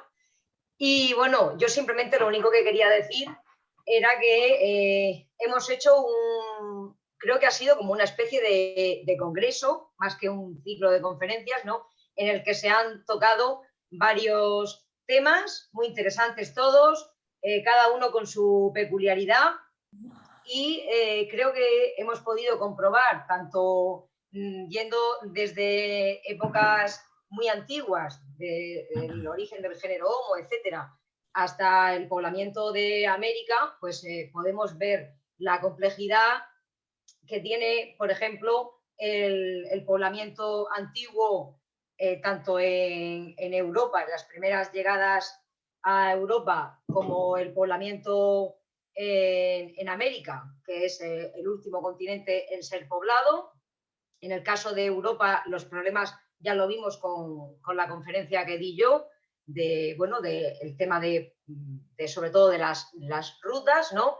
Hemos podido ver, gracias al doctor Francesc Ribot, lo importante que es el Australopithecus como una pieza clave, como él decía en su conferencia, en la evolución humana. Muy importante también, por supuesto, hemos visto la evolución del esqueleto facial, porque podemos comprobar que efectivamente la cara de un humano, incluso la cara actual, no es la misma de una persona que tenga, por ejemplo, 15 o 20 años a una que tenga 40, y toda esa evolución del esqueleto facial es muy importante para toda la evolución. Y además de esto, luego hemos visto, por ejemplo, con Mario García Bartual, un tema súper interesante y que creo que va a dar todavía muchas sorpresas, como son los denisovanos y la interacción que hubo ahí con Crocuta, con las hienas, etcétera. Y en cuanto a, hablando ya del poblamiento en América, hemos podido ver toda la complejidad que hay también con el poblamiento temprano, que ya expuesta por el doctor Serrano. El doctor Alejandro Terrazas pudimos ver una magnífica conferencia con los cenotes, las cuevas sumergidas, con los restos que hay, la problemática que hay también para poder coger esos restos y recuperarlos, ¿no? Porque han estado muchísimo tiempo bajo el agua y el contexto, etcétera. Y, por supuesto, no podemos dejar atrás, creo, algo tan importante como es el estudio de las enfermedades antiguas, la paleopatología, conferencia que nos brindó estupendamente el doctor Alfredo Altamirano. Y, por tanto, yo creo que con qué deberíamos quedarnos, según mi punto de vista, ¿no? Que cuando vemos que hay un tema de investigación que presenta varias hipótesis, no quedarnos solamente con una porque a lo mejor sea la más famosa o la que dice un catedrático, etcétera, ¿no? Sino que abrir un poco, ¿no?, la mente y romper ese paradigma y valorar y tener en cuenta todas las hipótesis, no solamente una. Y también creo que muchas de las conferencias que hemos visto han planteado muchos problemas que tendrán que seguir sus investigaciones y veremos los resultados poco a poco. Y creo que también hay que tener presente dos cosas, y con esto termino. Una, que los humanos y la fauna van unidos, hay una interacción entre humanos y fauna, tanto fauna herbívora como fauna carnívora, y esta interacción hay que tenerla en cuenta, y es cierto que muchas veces se puede pasar por alto esa interacción entre la fauna y los humanos. Y por último, también tenemos que tener siempre presente, importantísimo, el estudio del clima del pasado, que como hemos podido ver es muy importante para las bajadas del nivel del mar, que también comentaba el doctor Alejandro, yo también lo comenté en mi conferencia, cómo cambia el clima en África, cómo puede empujar eso a los grupos humanos y también a los animales, etc. Así que, como conclusiones, creo que ha sido un ciclo de conferencias muy bonito, en el que se ha aprendido mucho de temas muy variados y que espero que se repetirá cuando proceda, ¿no?, con nuevos resultados y nuevas investigaciones. Y si alguien quiere añadir algo, yo por mi parte he terminado. Muchas gracias, Olaya. Excelente. Ciertamente creo que es una característica importante que se han presentado rupturas de paradigmas, hipótesis que van un poquito contra posiciones muy ortodoxas de repente, ¿no? El mito de la homogeneidad de los paleoamericanos, por ejemplo, que era como monolítico y que en años recientes desde la Cuenca de México, desde la península de Yucatán y muy recientemente también unos colegas con los materiales de Lagoa Santa hemos empezado a romper esta visión tipologista, ¿no? De clasificatoria de los restos humanos para ver más bien los flujos, las dinámicas. Esto a todas las escalas, esto en todas las rutas migratorias, ¿no?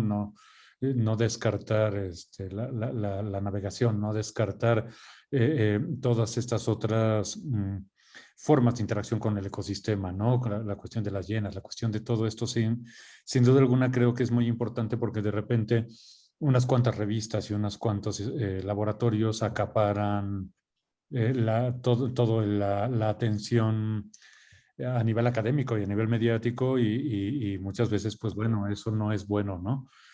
Decía Eldred que cuando una verdad científica se sostiene durante demasiado tiempo se convierte en un mito, adquiere las características de un mito, ¿no? Y en este caso precisamente romper con esa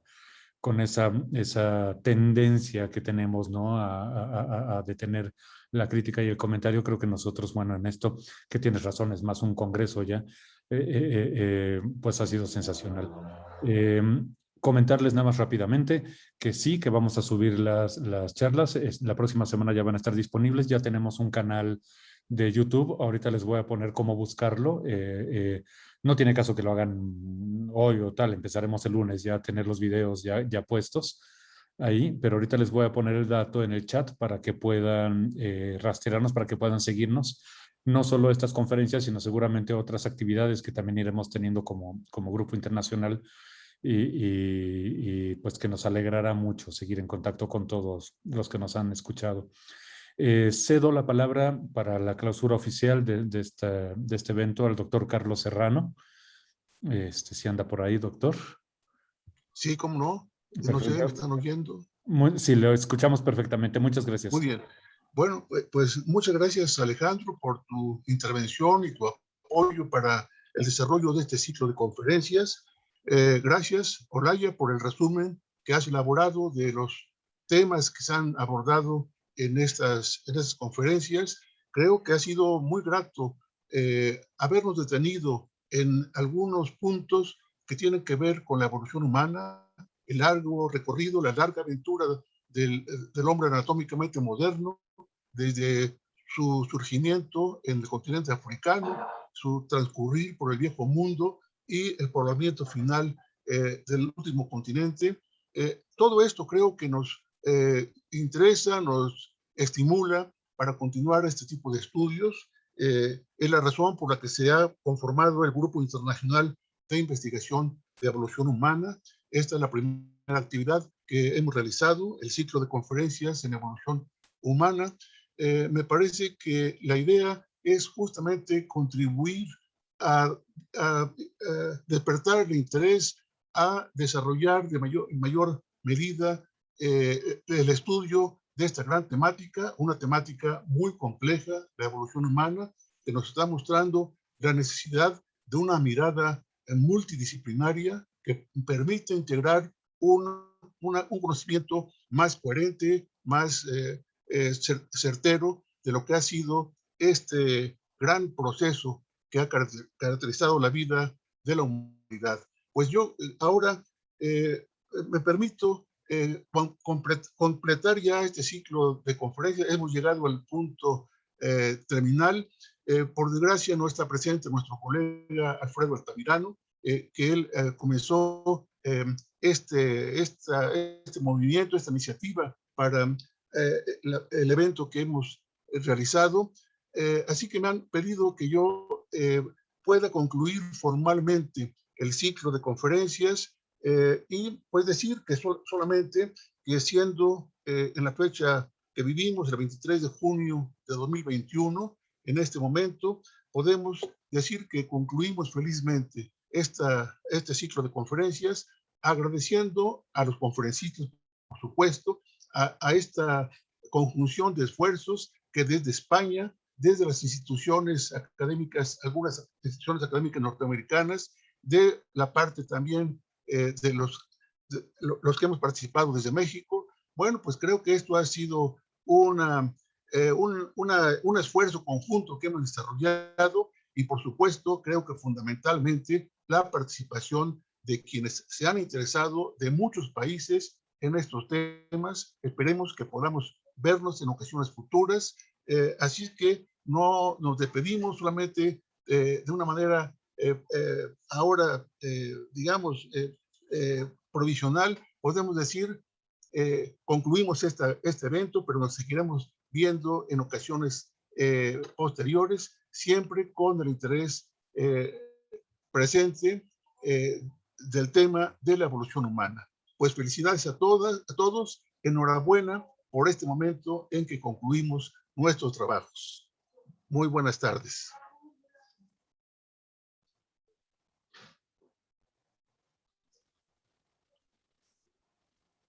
Alejandro, tomas Sí, otra vez la perdón, palabra. el micrófono estaba apagado.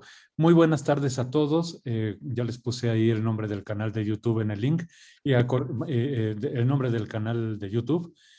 Y les mandaremos por correo electrónico pues ya el link formal. Muchas gracias a todos. En este momento nos despedimos. Pues a los miembros del grupo nos mantenemos en contacto también. Un saludo a todos y muchas gracias. En este momento nos retiramos del aire. Bien. Gracias. Chao. Muchas gracias.